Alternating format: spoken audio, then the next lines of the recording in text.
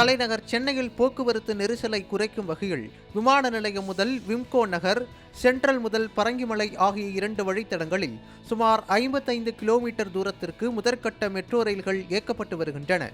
Chennai metro rail திட்டத்தின் 2ஆம் கட்ட பணிகளானது 63,246 கோடி ரூபாய் மதிப்பில் 118.9 கிலோமீட்டர் தூரத்திற்கு 3 வழித்தடங்களில் நடைபெற்று வருகின்றன.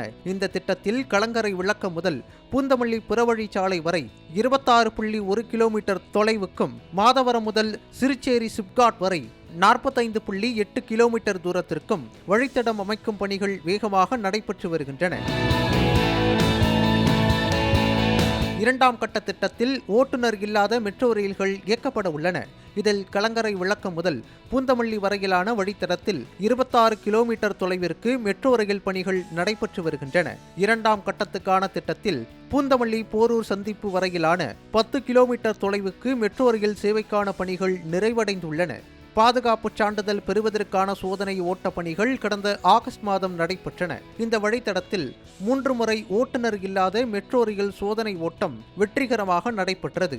அப்போது இந்திய ரயில்வே ஆராய்ச்சி வடிவமைப்பு மற்றும் தர நிர்ணய அமைப்பைச் சேர்ந்த அதிகாரிகள் முன்னிலையில் ஓட்டுநர் இல்லாத மெட்ரோ ரயில் சோதனை ஓட்டம் நடைபெற்றது. இதில் பிரேக்கிங், தண்டவாளத்தின் தரம், ரயில் பெட்டிகளில் உள்ள வசதி, பயணிகளின் பாதுகாப்பு, கட்டுமானம் குறித்து ஆய்வு செய்யப்பட்டது. இதனையடுத்து சிக்னல் மற்றும் பாதுகாப்பு கட்டமைப்புக்கான இறுதி ஒப்புதலை கடந்த அக்டோபர் மாதமே மத்திய ரயில்வே அளிக்கும் என எதிர்பார்க்கப்பட்டது. அனுமதி வழங்குவதில் தாமதம் ஏற்பட்டது. இந்த நிலையில் தற்போது இறுதி ஒப்புதலை மத்திய ரயில்வே அமைச்சகம் அளித்துள்ளது. பூந்தமல்லி போரூர் இடையே ஜனவரி மாதத்தில் மெட்ரோ ரயில் சேவை தொடங்கப்பட உள்ளன. மெட்ரோ ரயில் சேவை தொடக்க விழாவில் பிரதமர் நரேந்திர மோடியும் முதலமைச்சர் மு.க. ஸ்டாலினும் பங்கேற்று தொடங்கி வைப்பார்கள் என எதிர்பார்க்கப்படுகிறது. பூந்தமல்லி போரூர் இடையே மெட்ரோ ரயில் சேவை தொடங்கப்பட்டுள்ளது அப்பகுதி மக்களை மகிழ்ச்சியில் ஆழ்த்தியுள்ளது.